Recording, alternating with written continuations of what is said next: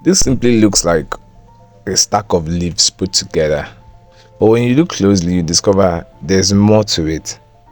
This is called mulching, and mulching simply involves covering the roots of a plant so that it doesn't lose water immediately or reduces the rate at which water is lost in agriculture. And this definition is still being replicated here in a snail pen. Now, the goal of mulching is simple: to cover the soil such that moisture is not lost to the environment.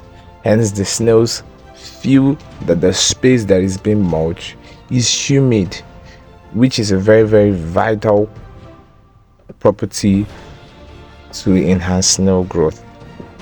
Now, in this case, the pen is being mulched, but the snails are not being mulched directly. There is a plank set in place so that the snails can easily climb on and also move around, and it serves the purpose of carrying the weight of the mulching material. Now, why is this important? The planks that are set in that direction gives the snails places to move to. So they're not just limited to the walls of your pen or to the planks that you have put in there. They can then climb, move around, and even access the floor of your pen. Okay? Now, what else do you consider? Have you noticed the white boards there? Those are the feeding trays. It's called a feeding tray because instead of going around and dropping your food on the floor for them, it gives you the enormous opportunity to just place the food there and limit how they mess the pen up. Now, the good thing is that you could actually create your sticks to be removable. In other words, you can move them to the left or to the right. So they are not permanent, they are all temporal. You can move them about to have more space. And when it comes to cleaning, what is the first step in cleaning? The first step in cleaning is for you to take out your snails that are likely going to obstruct your cleaning process. Depending on what you're feeding them, take them out and take out your feeding tray. Now, after taking out your feeding tray, you have to go wash them and wash them properly. Not just washing, because imagine there is a livestock or more like a snail that has a bacterial disease that came to that feeding tray and ate or consumed this feed. It left some particles of those microorganisms on that feeding trough. So if you go ahead and feed them again just like that, you expose the snails that had climbed there previously. What? You expose them to the bacteria.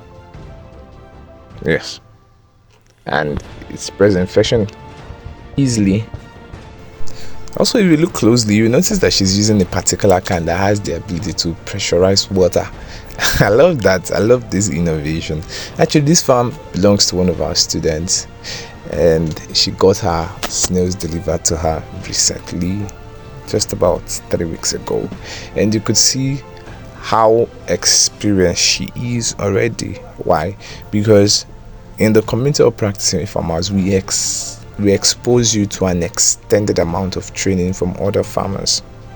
Okay, so you don't just come in and you're confused. You have people who are experienced, who have gone through the ropes, and they are there to help you.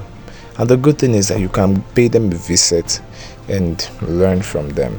Now, why is it important that you water your pen? The reason why you water your pen is because you need that place to be moist, and most snails absorb water from their skin. Okay, the most times absorb water from the skin. Now, the next thing to do after watering your pen is to replace your mulching material. Okay, hope it makes sense. Now, after you've watered them, I always advise do this once a day. So if you're a business person or you have a very busy schedule, all you just have to do is, if you're coming back by 6 and you decide to work in your farm by 7, okay, let's say from 6 to 7 or from 7 to 8, depending on whatever works for you. The first thing you have to do is take out your mulching materials. It takes less than 15 minutes to do that, regardless of how big your farm is, unless you have an extended amount of farm, then you have to employ labor. But if you have a reasonable sizable size of farm, you should be able to complete that project in less than 15 minutes. So take out the leaves, then get this can that enables you to spray pressurized water just by manually pumping them, or you can get a random can, a watering can, whichever, it works perfectly. But this is kind of cute. Now with this kind of can,